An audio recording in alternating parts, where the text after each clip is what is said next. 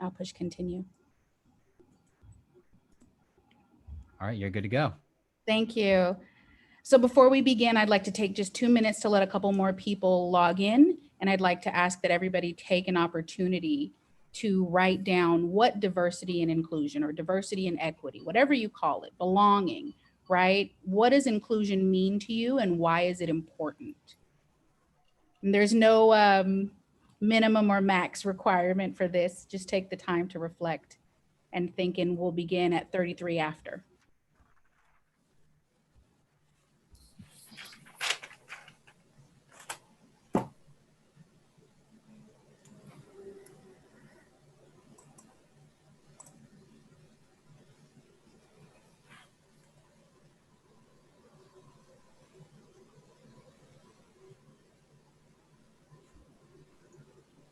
If you're just joining us, we're taking the opportunity right now to just have a moment of reflection and to take the time to write down why diversity and equity, or inclusion, however you sort of use the term, why is that important to you? And what does it mean to you? If you don't have a definition for yourself, I urge you to just kind of focus on what the core concept of inclusion is and what it means to you and what that sort of looks like. And we're going to begin in about 1 minute here.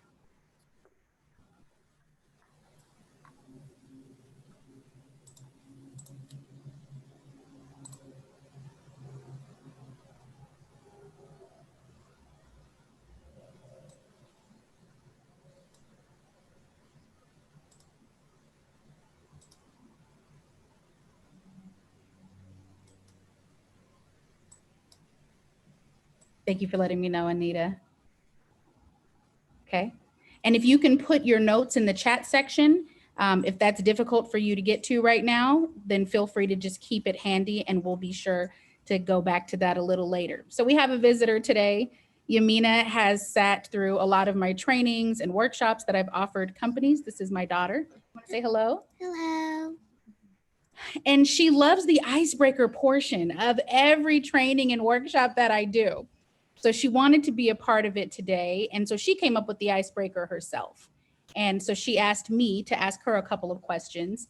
If nothing else, I think it's important for us to know why we're here. And I think Yamina has an understanding of why we're here today. So I'm going to ask her a couple of questions. Okay. Yamina, what does inclusion mean to you?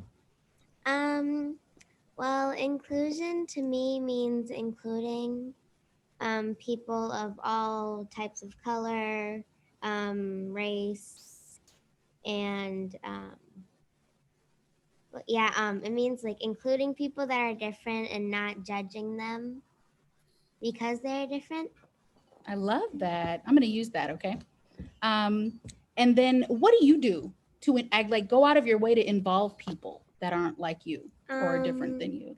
If there are people that are different like me, I don't treat them differently. Like, I don't give them any less attention or any more attention. And I wouldn't put them on the spotlight or anything.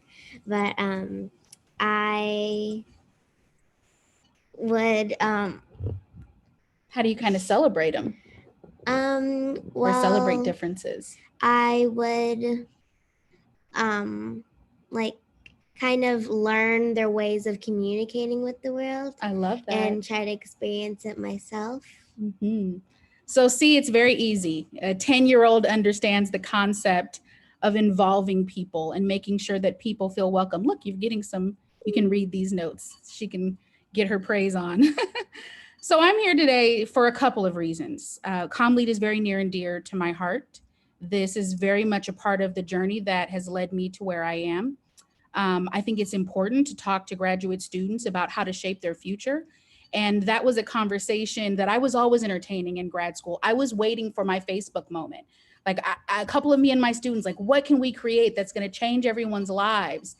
And while it didn't come in the form of a Facebook app, it definitely led me to where I am today. So I want to talk a little bit about my journey, the role ComLead played in that.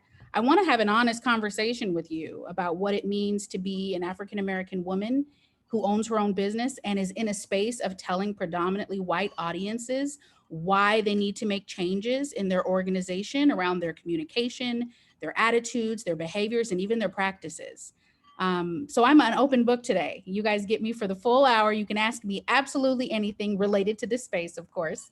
And I'm interested in finding out who's interested, right, in learning more about this space and contributing work and knowledge to this space. And I think ComLead poses an amazing opportunity right now to sort of make these bodies of work available so that people can develop their own methodology about how they can teach diversity and inclusion or equity and belonging in the audiences that they're trying to serve. So thank you, babe. You can stay if you want. Okay. All right. So first and foremost, I have always been a person that loved storytelling. Community has always been at the foundation of my family, who we are, how we serve people. And community is just an opportunity to contribute, right? I can provide aid to those who need it. I can provide solutions to those who are facing challenges and create opportunities. So I've always been involved in some form of community. I was working in a corporate position around 70 hours a week and really just solving problems for executives day and night for about 14 years until I stumbled on ComLead. And that was a life-changing moment for me. So I moved back to Seattle for the opportunity to sort of re-up, right? If you've seen Narcos, you know what re-up is. And to just sort of reset and revive my own spirit and reestablish a vision about how I was going to use my upbringing in community to serve people. I knew that I wanted to do the MCDM, which is the Masters in Digital Media. And I also knew that I wanted to do the MCCN, which was the Masters in Community Network, right? Because community is the foundation of everything I do. And it was an opportunity to come back to Seattle and serve my community. So that's very much at the core of where I am. How can I gain new skills and how can I serve community? That led me to immersive technology, which was really an amazing experience because the first challenge I had to solve in grad school was Anita saying, please find a dilemma in your community and develop a technology solution for that community. And that wasn't very hard, right? I was able to uncover a couple of dilemmas within my solution. So I found that neighborhoods that had been gentrified, who had amazing music history, really had lost their sense of agency and that they were in jeopardy of losing all sense of history. And so I wanted to use immersive technology to preserve components of cultural experiences that cannot be recreated. For example, Seattle, who has a lot of music. I'm in Atlanta now. Atlanta has incredible music history as well, but it was really about creating a solution for people who had been displaced and trying to preserve the history. And that was the initial intent, but that wasn't the biggest driving component of what I learned. What I learned was that technology didn't exist in the neighborhoods that I was serving and that people didn't have access or any experience about what immersive technology was. And so I became a bridge, and my focus was to bridge the gap between communities who don't have access or exposure to what technology solutions can provide the dilemmas they're facing in their communities. And that is how I used my grad school experience. I didn't exactly know what I wanted to do with it, but when I look back now and reflect, I see that inclusion was always the focus, right? Because if we were trying to bring technology to places where it has not made a presence, then we're bridging that gap and we're involving people and creating a space where there is trust and belonging so that people can learn new skills. And that's sort of at the foundation of what I still am doing today.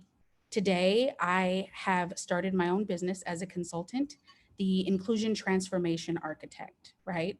Now, why? Why is this important, Yolanda? Why did you do this? The changes in the world made it very apparent to me how I could serve best, right? I still am very fond of immersive technology. I belong to a women's group in Atlanta, Women in XR. Please look us up. We're on Instagram. And we are doing some really amazing things that are preserving important messages around some of what's happening right now. But obviously there was a bigger event going on, which was the Black Lives Matter movement. And during this time and since grad school, I've been asked to speak at a number of places. And I enjoy speaking to audiences. I'm very authentic. And if you hire me to speak, I'm going to show up and you're going to leave with quite a few things to think about and some tools. So I enjoyed that work. But after the killing of George Floyd and Breonna Taylor, I really found myself at a standstill. Like, what am I going to do? How can I use my skills to really create some new understanding around this? Can I be a bridge in this space too? Or was I only able to serve as a bridge in immersive technology and community building? How can I make a difference?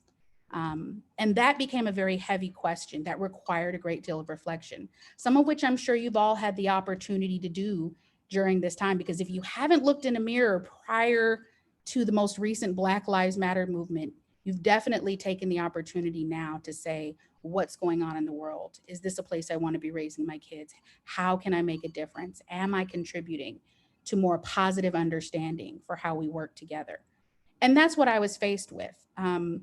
But I found myself reacting in a way that I didn't know how to deal with some of the most recent bookings for speaking, right? Why do you want me to speak? What is the purpose? Is this just so you can sort of check off the list that you did something around diversity and inclusion by bringing a woman of color into your organization to speak? And I didn't want my efforts to be tokenized. And that was how I honestly felt. What are you really going to do as an organization? Are you just going to put BLM on your website?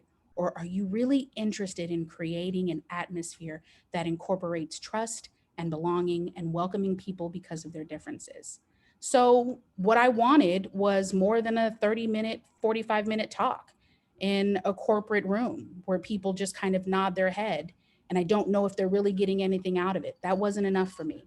I wanted more in-depth conversations around leadership, around what people are doing to foster inclusive practices for their employees. I want leadership to know that it might be difficult for people of color to show up to work right now with such heavy emotions around what is going on, right? How can we support people in these spaces? I wanted to stop hearing D&I.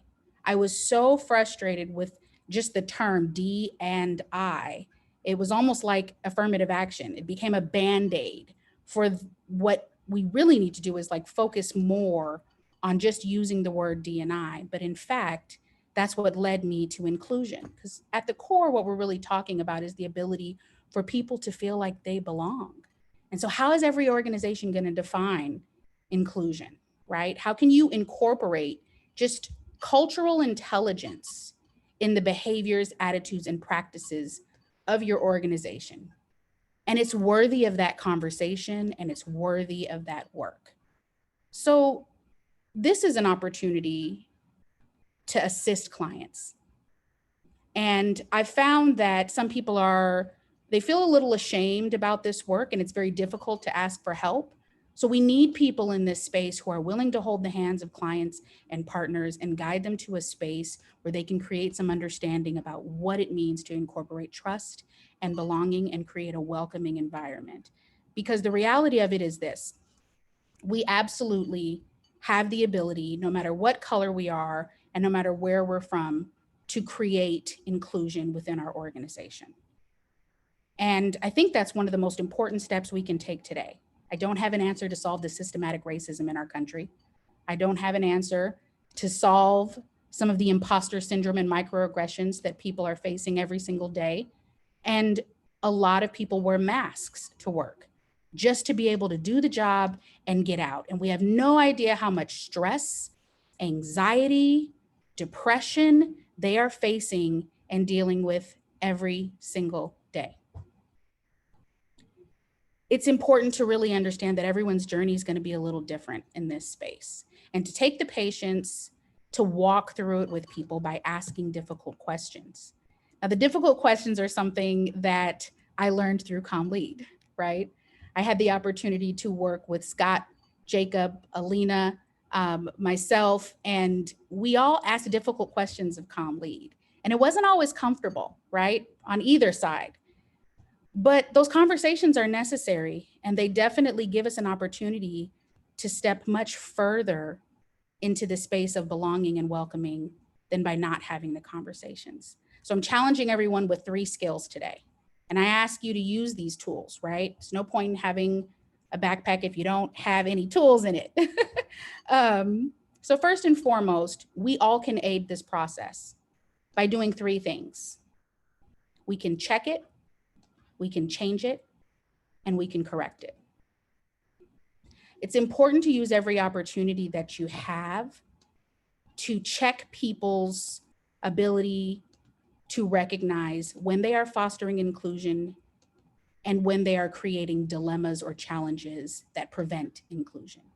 And that doesn't have to be a conversation that is defensive or about conflict, right? I have a lot of white friends that say to me, Yolanda, what can I do? Well, you can check the conversations around you, the ideas around inclusion around you. You can check who's sitting at your table. Are you going out of your way to create diverse relationships and exchanges and perspectives with different people that you normally would not invite to your table? Or are you kind of staying in a bubble and only talking to your neighbors or people that you continue to commune with? Where is this opportunity for a new perspective and interaction that can ignite some positive understanding around what it means to allow people to come and sit at the table? Changing it means just taking some simple steps to look in the mirror and say to yourself, like, how am I contributing to this space? And how do I want that to look? And what can I really do? Right? Down to the communication and language. There's simple things that can really promote cultural intelligence. Like one of my clients says the word gal a lot. I don't think he realized that gal is a term that was used during slavery for women who, African American women who breastfed the slave master's children. So you're a nurser, you nurse babies, you're a gal. And that may not be the most comfortable term for a leader to be using in his organization for people who are aware of that. Now that wasn't painful, right?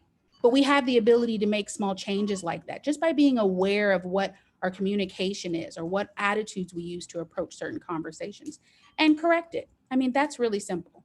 We can just look in the mirror and take the opportunity to say, how have I contributed to a greater understanding around trust and around belonging within my personal life and within my career? Those are simple steps that you can take that don't leave you feeling helpless or hopeless about what our interactions are going to be today in this world. There were a couple of really pivotal moments that led me to this understanding. And if you are a grad student, I can say you are in great hands with ComLead, because the opportunity to solve dilemmas in communities is what gives you the exposure you need to find out how you can contribute your skills and dynamic talents in this world. If I was not forced to solve problems in communities, I wouldn't know that my skills can be an asset, right? Anita, Akin, and Relina are three women that heavily influenced my path in education and in academics.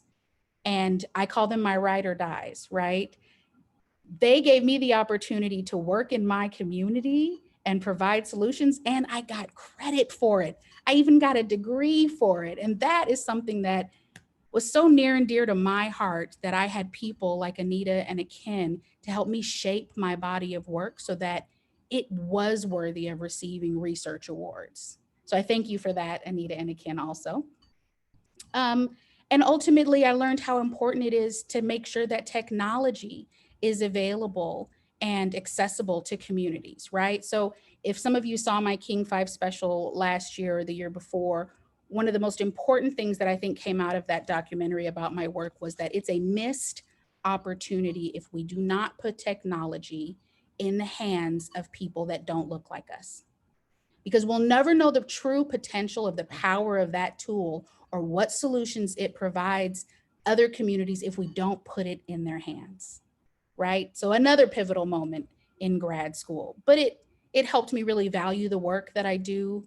It helped me say to clients today, if you want high performance teams, if you want innovation, if you want out of box thinking, then your company needs diversity.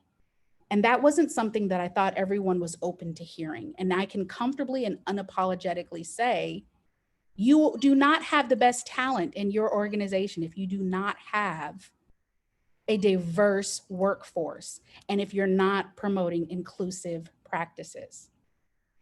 So I wanted to share that with you guys today, a little bit about my journey, where I am, what I'm doing. I do have a website. I'll be sure to put it in the chat. I'm really interested in hearing more about you guys' definitions of inclusion or diversity and equity. There's no shame if you still call it diversity and equity. That was my pet peeve with the word. You don't have to own that. But I'd really like to hear more about that. And if you have more questions for me about what I'm doing, how I'm serving my clients, I'm happy to talk more about the services I offer and how they're received as well. We can take it off mute if that helps. Okay, who would like to go first and share their definition of inclusion?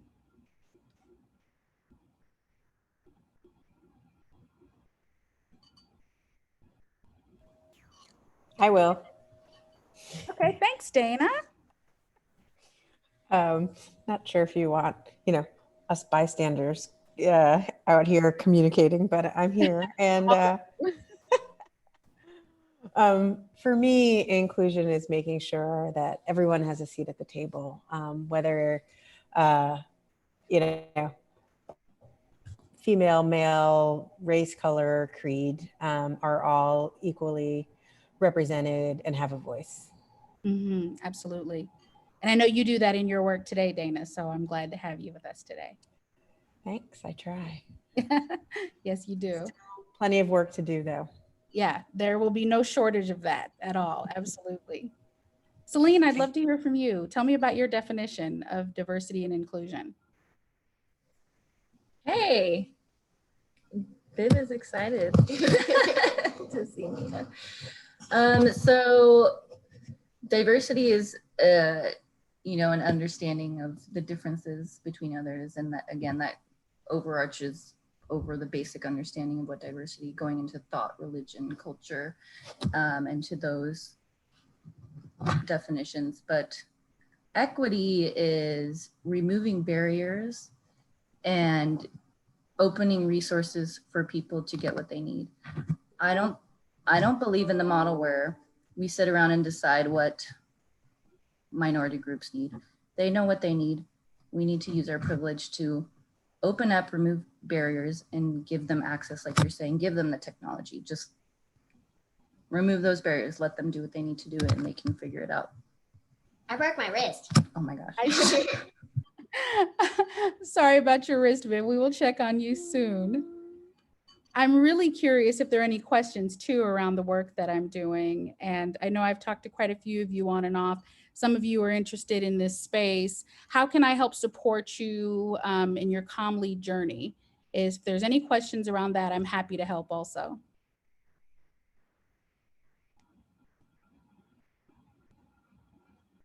Quiet bunch today, huh? None of my clients are this quiet. So, hi, Scott, how are you?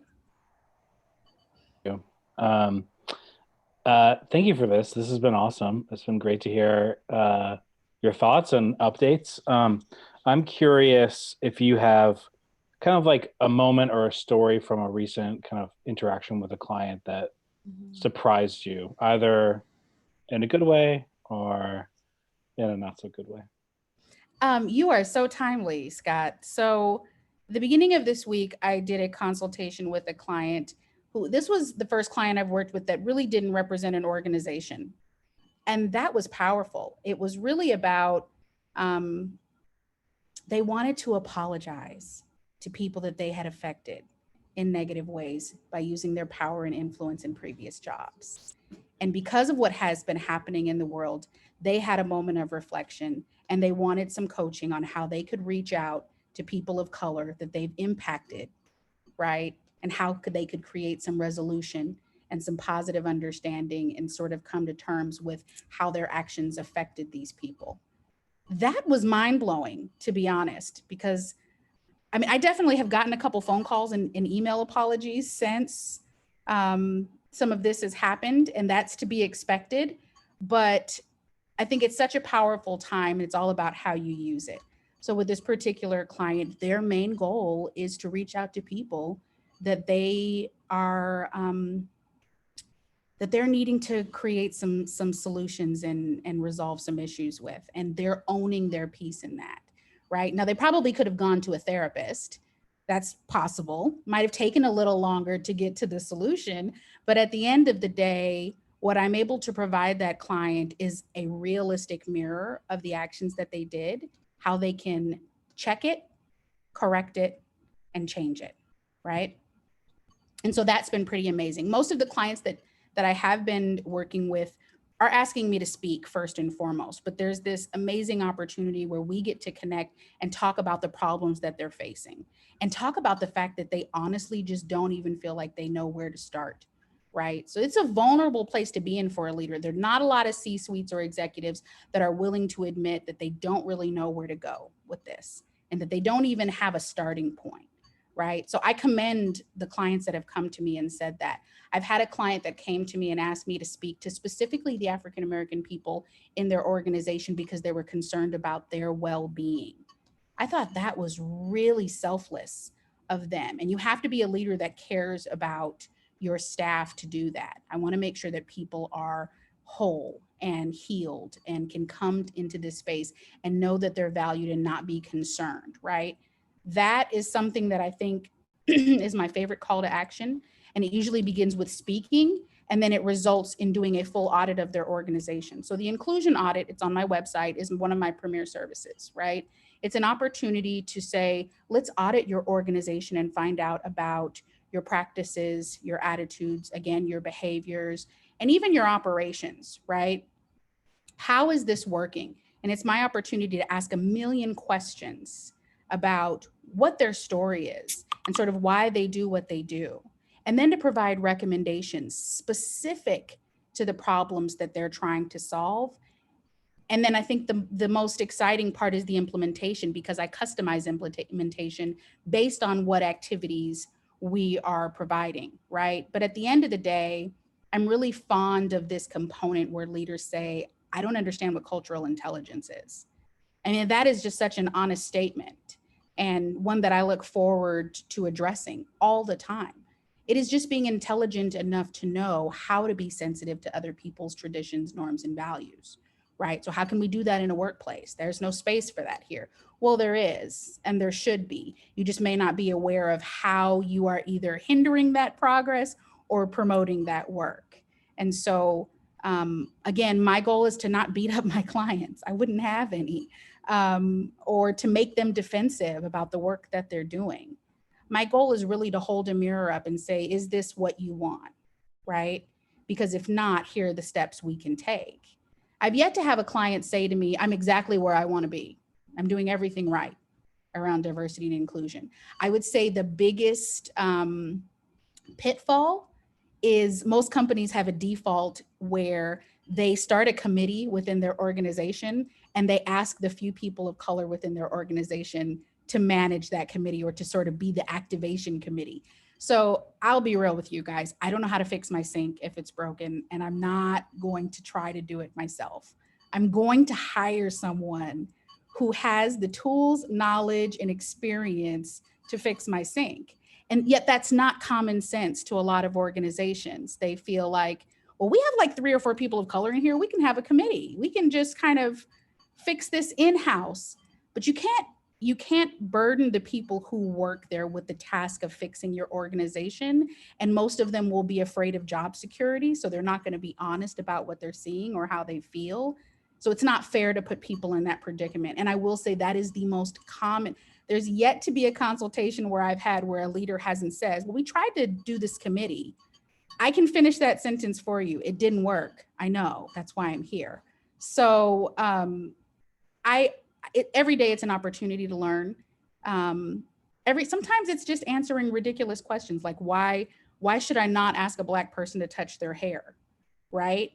But you need a safe space to ask those questions, and it may not be with the woman whose hair you're reaching for in the grocery store. That's not a safe space, right? The safe space is in having these conversations where we can say, let's talk about why that doesn't work or why that's being received in the way that is. And let's talk about a culturally intelligent way to approach that, right? So culture curation is sort of the act of inclusion. Let's curate activities for organizations that promote cultural intelligence. And that's what I'm tasking myself to do. I'm going to be working with some HR organizations to do onboarding and do diversity training or inclusion training for people when they come into an organization. And I applaud organizations that do that want their employees to come in the door with a greater understanding of what it means to be inclusive. So I mean, these are all sort of some of the different situations that come up when people are asking for my help. Are there any other questions? I see some of the grad school student names that have reached out.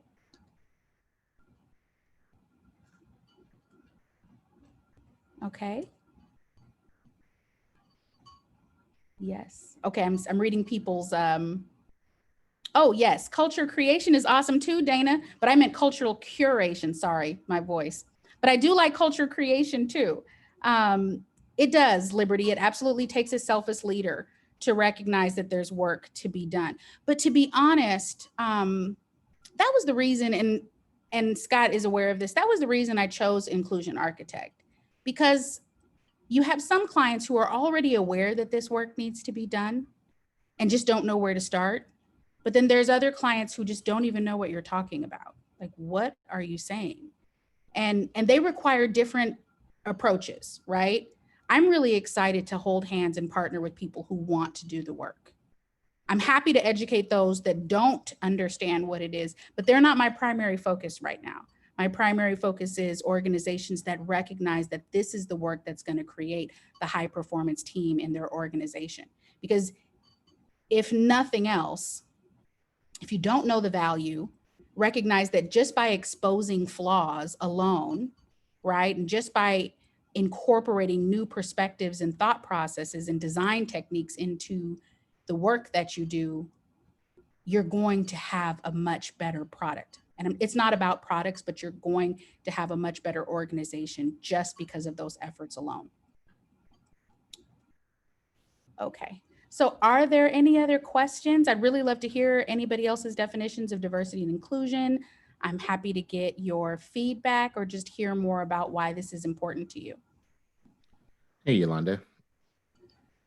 This is Devin. Hey, Devin, how are you? I'm doing good, thank you. First of all, let me say this is an amazing discussion, and I appreciate this. And, you know, to me, as another person who goes around and I train organizations, and it's like now, when I define this, it's really about now, I believe, can I get to a place where I can walk in somewhere to an organization in front of people I don't know, they don't know me, I'm there to train, there to deliver, without regard to me being subconscious about my race or thinking if in fact, if I'm considered an equal or not in that environment.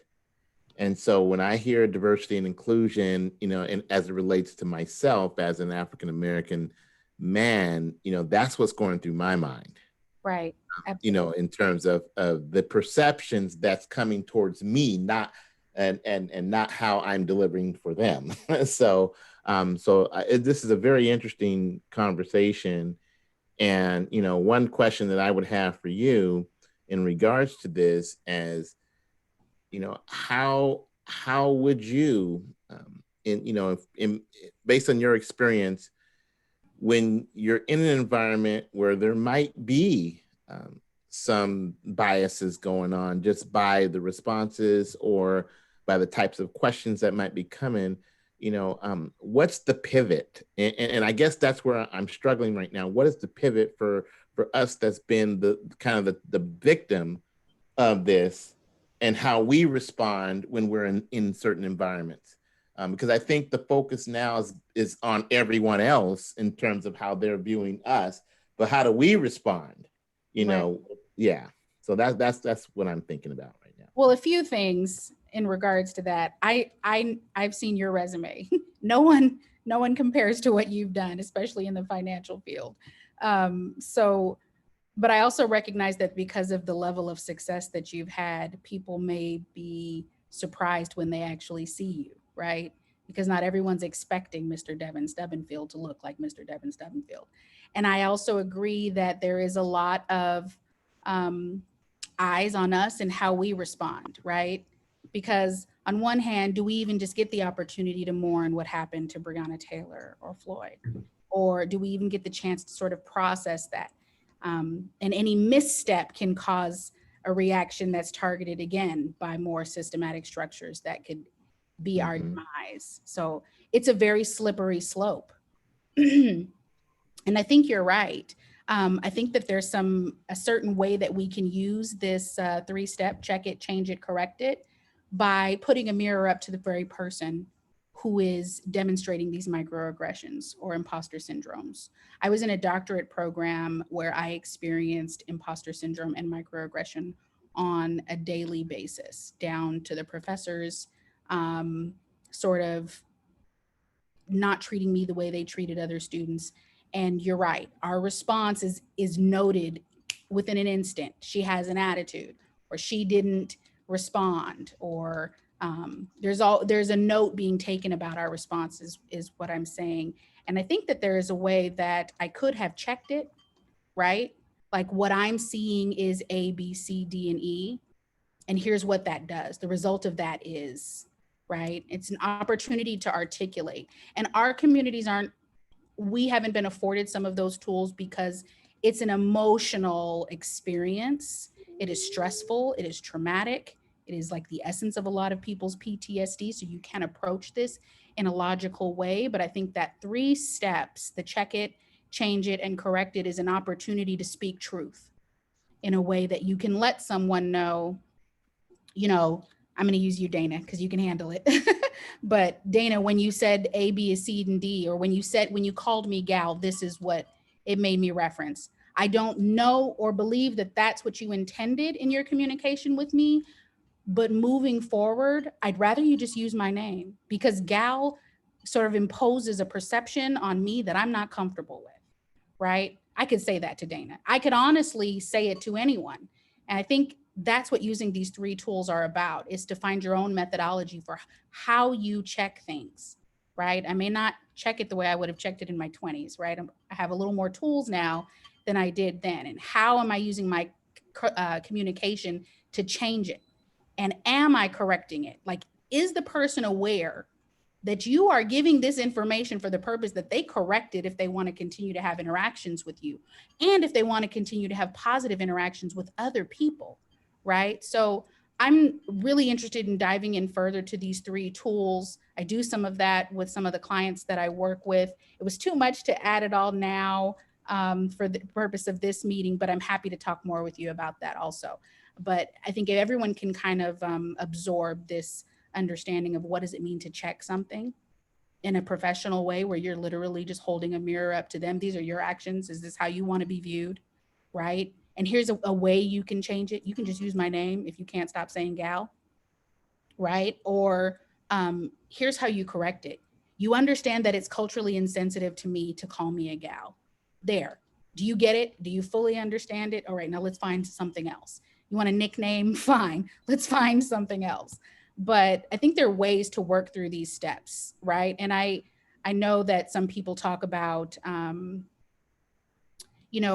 can white people help? Well, these very tools are just as imperative for white people checking the audiences around them as well. I recently had a client that wanted me to sort of make recommendations on literature, curriculum, reading for a private school. And when I provided those, one of the peers of the client said, why not just put Black Panther on there? Like, they're not going to read it. They're not going to read Maya Angelou. They're not going to read, Zora Neale Hurston. They're not going to read about the Harlem Renaissance. Like, they're not going to read about these things. So just give them a movie and give them a couple themed questions. That's so contrary to who I am and what I want to provide. I had to check it. Please don't limit the perception of African-American excellence to just Black Panther. No disrespect, I've seen it like 3,000 times. I love the movie, but that alone does not reflect Black excellence and what the entire journey of being a Black person, looks like. We all hope Wakanda is real, don't get me wrong, but at the end of the day, you cannot let an entire school's perception of Black people just be from Black Panther, right? There is so much history and literature that you could incorporate in your curriculum that can make a better difference. That was me checking it. That was me changing it. Now, here's the list. And here's the award-winning list of history and literature that you can incorporate in your curriculum. So again, I just think it's the three steps that we need to find ways to incorporate in what we do. Yeah. I love that you're making this such a very transparent conversation, Yolanda. I think that for me, as you said, you know, I've got thick skin. I'm a New Yorker at heart, and I've always used a very sort of direct communication style. I have to say, with moving to the South, and I don't know if everyone here is, you know, from the South, it has taken a little bit of getting used to, and one too many, bless your hearts, to recognize I'm not being spoken to the way that I want to be spoken to as well. Right. So I really like that, you know, really checking on that person, you know, regardless of the color of their skin, and really making sure that you're being spoken to the way you want to be spoken to. Your communication style is open and transparent. And hey, there's a lot more to, you know, Black culture than, you know, what the movie Black Panther has shown. So I think those are all poignant moments to share. Thank you. No, thank you, Dana. I had a deck, I had videos, I had all sorts of things. And my youngest said, but isn't that what you do with clients already, Mom? And I said, yeah, what are you saying? And she's like, but this is, you know, calm lead. So that opportunity to just say, let's just have a real conversation, right? And I'm happy to answer questions. I mean, some of the questions I get are people saying, how do I deal with white fragility? Well, I have tons of books and research that I think has been really helpful in my understanding and recognizing that that's a dilemma for people too. But the burden of slavery cannot be placed on the great grandchildren, right? And there's more greats along that line.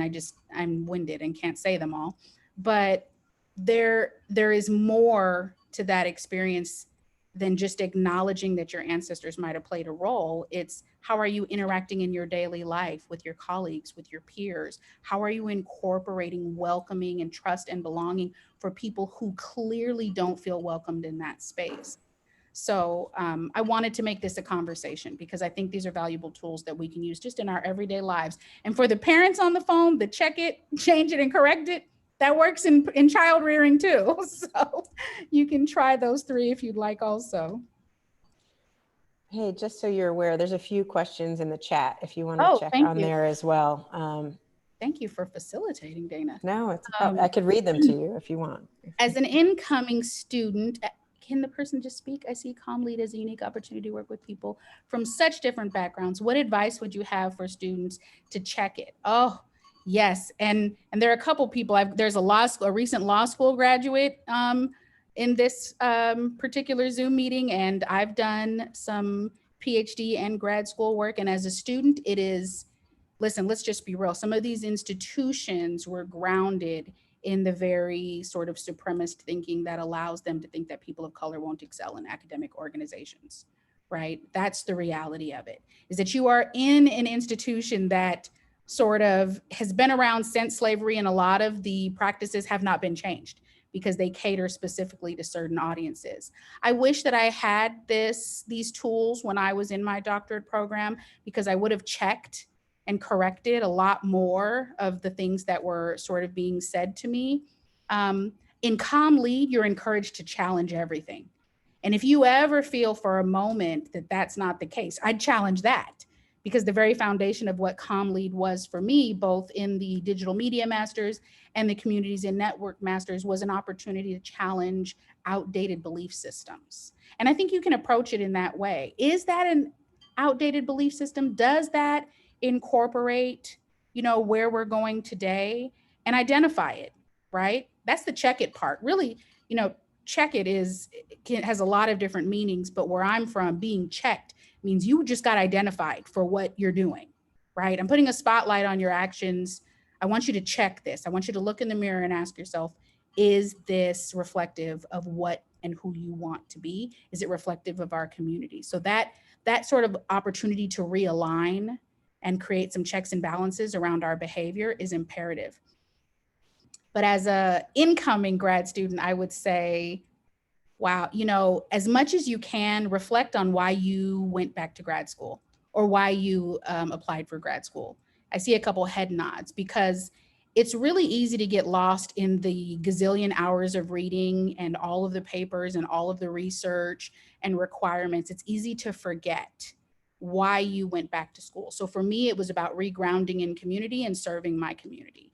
That's what it was about. It was an opportunity to enhance my skills, revive my spirit, refocus my vision, and re-up on some skills so that I could serve the audiences that I felt needed my skill set most. Be certain of why, you're in grad school. And it's okay. Like, a lot of people in my cohort were stressed about jobs. Where am I going to find a job? Where am I going to find that perfect 6-figure salary? What communication strategies am I going to be directing, right? That was sort of the focus for a lot of people in my cohort. I was really looking for something more life defining.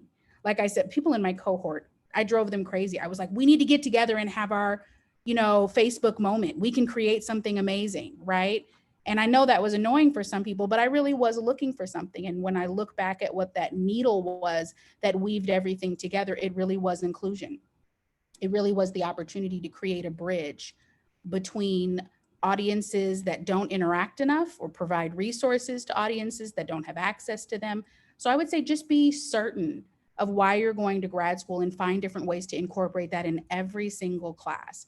Part of the reason I was able to move into the doctorate was because I used my body of work in every single class around VR and music preservation in gentrified communities. So I took that one idea, and every single class I built on it. And Comly just has an amazing sort of platform and foundation to get started on. And use the amazing people around you. Anita and Akin are lifesavers. And if you are passionate about the body of work that you're doing, they will see to it that it gets incorporated in a lot of different ways in your grad school experience. I hope that answered your question. If not, it's okay. Oh, it definitely did. Thank you very much. Absolutely. Are there any more questions? I can share my website with you guys if you'd like to check it out. I'm really bad at self-promoting, so this is me trying. Although I think I spelled something wrong. Yolanda, did you get a chance to answer Sarah's question from earlier? Which was it? Can you help me out, Jazz? Yeah, it says here, what would be one piece of advice you would give a new comm lead student who was about to start? Be open. If you are expecting to come out the same way you came in, you're going to miss the journey. I mean, part of the journey is to walk in with some ideas about how you can impact communication. But at the end of the day, be open to what this experience sort of does. You don't want to be so rigid in exactly what you're trying to do that you miss the opportunity to grow and to sort of explore new skill sets. I had no technology background. I had no interest in programming or designing, and I did 2 years of a doctorate in information technology. I mean, and that was me just being open to where the journey was taking me. After evaluation, that doctorate wasn't a part of my path. I am exactly where I'm supposed to be, but being open to what new skill sets could open up new doors for you is probably your best bet. And go to the networking events. I mean, when you are not in CommLead post grad school, there are not a ton of events that people are willing to like open doors for you in any way, shape, or form. And CommLead is all about making those connections while you're in grad school. So don't wait till after graduation. Take advantage of all of those resources and opportunities now. Oh, you're so welcome. Absolutely. And my email is, for those in CommLead, my email is yobarton@gmail.com. That's my personal email. If you ever have questions or are looking for an internship, or you need advice about the program, I did both degrees. I think that it's important to combine both of them. So if you want to talk more about my experience or ask questions or just more about the D&I space, I'm happy to make myself available to you, because I feel like I am where I am because some people did that for me. And yeah, one of those people isn't on the call today, but I had a really amazing internship at a company called Futurist. It's a virtual reality company in Atlanta. And it was the first time in the 17 years of me working, I mostly worked in corporate environments, where I saw a woman leader, and she had the most diverse employee base I've ever seen in any job I've ever worked for. And so I felt like I was in that kind of created new perspectives about what I could do. And coming from Seattle, you don't see a lot of that. Did I miss any other questions, Jazz? I know I missed them. No, I think you got the ones that are in the chat, but I did have something for you that I wanted to share. Of course. A little bit of an anecdote and then into its own question. But I do want to thank you first and foremost for being here. It is also really great to just be in a conversation with you, Yolanda, because when I was first applying for this job, I wasn't really sure what comm lead was. And I did a lot of research for it, and I came across your project. And I got to admit, like, I think that was the big push for me. If this program could attract this this kind of talent and this kind of passion, this is probably a program that I want to work for. I want to engage with. So thank you for that. I really do think that that's what you had going for I believe it was the Central District, right, app that you could walk around and like listen to the music, the history of music there. That was amazing. I thought that was such a cool concept that that really pushed me to like, I really need to take this application seriously. So thank you for that. And as someone who I'm an educator, and I got my master's for student development.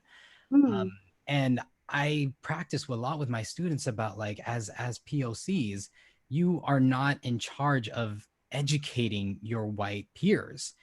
However, as an educator myself, that is something that I kind of feel like that is kind of on me to do some of that work. And I did that in previous positions, and I continue to do that. But for someone like you who is a straight up consultant about it, how do you take care of yourself through these through like moments where it feels like it could be overwhelming, and knowing that as BIPOC folks, we are not it's not our responsibility to be teaching others of their privilege, and at the same time we have still taken on these roles. What are intentional ways that you have taken that you do to take care of yourself so that you can continue this work? And I don't mean like I sit and watch Netflix and that's what makes me feel better, or I go work out. And like I feel like those are such common self-care exercises, but a lot of my intentional self-care and like for work is then I switch from like work that gives me money to like work in the community or work on a particular creative project. I feel like they're really intentional self-care things. And I'm very curious what that is for you. For me, it's more about how fulfilling is this for me. So growing up in Seattle, if you are in honestly any job or academic institution in Seattle, you are likely one of the few people of color in the classroom. And that burnout of having to explain people's privilege is real. So I definitely needed some time to separate from that space before I could even walk into the space that I'm operating in now. And at the University of Washington in undergrad, I was the only person of color in my program. In my PhD, I never saw another person of color in those classes with me. That burnout of always being the one that has to educate or explain why police brutality is a thing, or explain to someone what they're not seeing, it can be very defeating. And it can make you want to wash your hands of the entire conversation, right? I recently, after my internship at the virtual reality company, moved to Atlanta, and that I can't lie, it definitely gave me a reboost of energy because I was around people that I didn't have to explain that to. I was around people that saw the value in differences. Like I said, it's the first time I ever worked in a company where there was a woman leader and everyone around me represented some piece of diversity, right? There was not two people in the room that even were remotely the same anything. And that gave me inspiration. Here's the question I ask myself today, because I do find myself in some situations where I have to repeat certain things and it can feel like that good old burnout again. I ask myself, what value am I offering? What value am I getting out of this, and what value are they getting out of this interaction with me also? If I can't prove that there is a value for my own sense of fulfillment, it may not be the right thing for me. So I use my consultations as an opportunity to see if I'm even a good match. I do not take every client that reaches out to me. It needs to serve me well. It needs to make me feel like I am contributing something to a space like I said, this one client who was like, just Black Panther. Oh, that is defeating. If you called me and you're paying me to do the job, allow me to do it and allow me to give you the value of what I have to offer. So I really have to ask myself, what value am I getting out of this? Because that creates sort of a resense of like, oh, that is why I'm doing this hard work, right? So you need that justification. Is this of value for me first and foremost? And yes, everyone has different regimens around wellness, right? Some are holistic, some are, I mean, there's a lot of different styles. If I can't ask myself the question, Yolanda, are you contributing to a greater understanding of what it means to harmoniously include everyone, then this may not be what's best for you. So I have to use checks and balances in what I'm offering and what they're actually receiving. So I look to my clients to be honest with me and tell me what they're receiving, right? Tell me how they view my solutions and strategies. That might feel like a people-pleasing thing, like why is her fulfillment based on whether or not they felt like she helped? It's not so much that, but we need to hear how people interpret our tools and the strategies and the information. That does give me a sense of fulfillment, right? And I balance it with a lot of my family, right? And people that love me and that I love. And I'm involved in amazing social groups like the Women in XR in Atlanta, AR for Change. I really try to incorporate all of my activities in a way that I feel like I'm being inclusive also. So I check myself. Am I being inclusive? Am I sort of being open to different perspectives myself? Is my work demonstrating value, right? Is this client getting something out of what I'm offering them? Is this a good match for me? I think those are more safeguards. So I don't necessarily know that it's perfect in terms of finding the perfect wellness balance, but they're more my checks and balances and my safeguards to make sure that the work that I'm doing is worthwhile. The people that I'm working with understand the value of what I bring to the table, and that I feel like I'm fulfilling my greater purpose. So if I'm doing something, it needs to align with my purpose. And so what I say is, if you're grounded in your purpose and you understand why you're doing something, you'll have a greater outcome and you'll feel a little more balanced in general, right? Like, I'm not a great cook. So if I was an assistant chef, I would not feel great about the work.